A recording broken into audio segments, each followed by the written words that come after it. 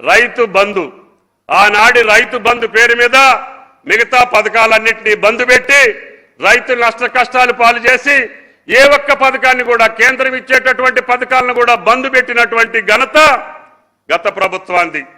కానీ రైతు భరోసా పేరు చెప్పి మాకు ఎన్ని ఇబ్బందులున్నా 5,000 రూపాయల్ని 6,000 చేశాం. సంవత్సరానికి 10,000 ఇచ్చేదాన్ని 12,000 చేశాం.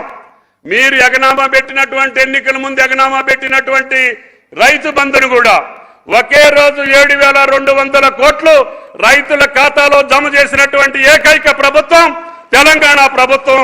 అది రేవంత్ రెడ్డి గారి ప్రభుత్వం అని చెప్పి మీకు ఈ సందర్భంగా మనం చేస్తున్నాం. పోయిన యాసంగిలో మాత్రమే 2,000 కోట్లు చిల్లరే మేము రైతు ఖాతాలో జమ చేయలేదు. అది వాస్తవం, మేము ఒప్పుకుంటాం. అది కేవలం ఉద్యోగస్తుల యొక్క భారం.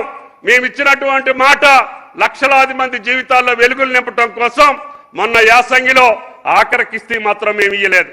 దానికి బదులుగా మేము 5,000 కోట్లు పెట్టి మీరు పండించినటువంటి అన్ని పంటల్ని మద్దతు ధరకు కొన్నటువంటి ఏకైక ప్రభుత్వం తెలంగాణ ప్రభుత్వం.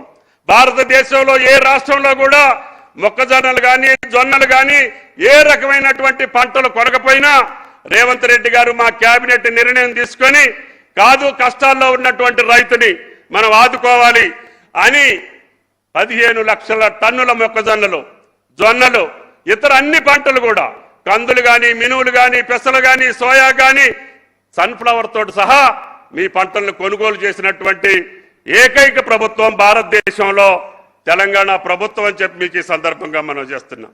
అదేవిధంగా రైతు బీమా మీద కూడా అబద్ధాలాడి అడ్డగోలు మాటలతోటి బజార్లో అమ్మడి తిరుగుతున్నారు. ఈ రోజు వరకు 4,250 కోట్లు ఈ 3 సంవత్సరాల్లో మేము కట్టాల్సినటువంటి ఎల్ఐసి కట్టాల్సిన ప్రీమియం కట్టాం. మొత్తం సొమ్ము ఏ ఒక్క కుటుంబానికి కూడా బాకీ లేకుండా ఎల్ఐసికి ప్రీమియం చెల్లించి ఏ ఒక్క రైతు కుటుంబంలో ప్రమాదం జరిగి ఆయన గారికి రైతు బీమా ఇచ్చినటువంటి ఏకైక ప్రభుత్వం తెలంగాణ ప్రభుత్వం. రైతు బీమాలో మేము ఏ ఒక్కరికి బాకీ పడలేదు. రుణమాఫీలో ఏ ఒక్కరికి బాకీ పడలేదు. రైతు భరోసాలో మొన్న ఆఖరి కిస్తీలో మాత్రం అసలు రైతు భరోసా అంటే మనందరికీ రాష్ట్ర ప్రజలకు తెలియాలి. ఇది పంట భరోసా, భూమి భరోసా కాదు. నేను ఇదే వేదిక మీద చెబుతున్నా, భవిష్యత్తులో ప్రతి రైతు పంట వేసినటువంటి రైతుకి రైతు భరోసా రేవంత్ రెడ్డి గారి ఆధ్వర్యంలో కొనసాగుద్ది అని చెప్పి కూడా మీకు ఈ సందర్భంగా మనం చేస్తున్నాం. అంతేకాకుండా పంట మార్పిడి విధానానికి కూడా మేము అంకురార్పణ చేశాం. ఈరోజు అన్ని పంటల్ని మనం దిగుమతి చేసుకుంటున్నాం.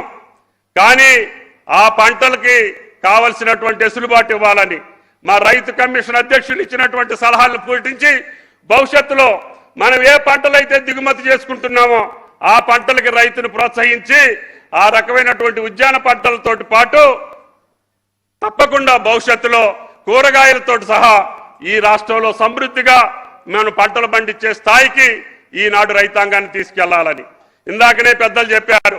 ఈ రోజు వాతావరణ శాఖ చెప్పేటటువంటి అంచనాలను బట్టి ఎలినో ప్రభావం ఎక్కువగా ఉంటుందని.